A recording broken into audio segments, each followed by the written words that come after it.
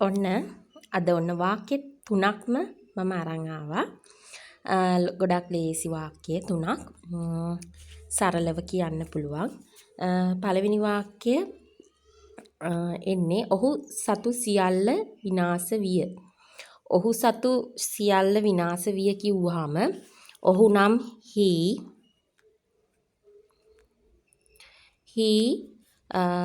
සියල්ල විනාශ විය නම් විනාශ වෙනවා නම් lost. සතු සියල්ල නම් his all.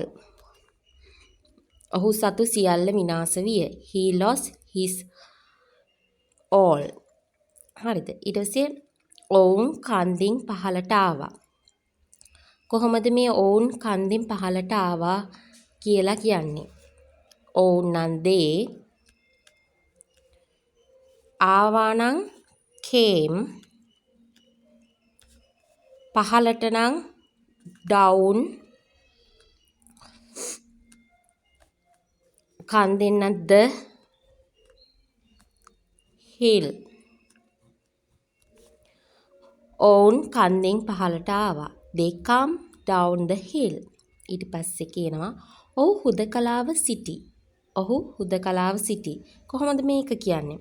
ඔහු හුදකලාව සිටි නම් ඔහු නම් he. හුදකලාව නම් සිටි නම් was. හුදකලා නම් all along. ඔහු හුදකලාව සිටි. He was all alone.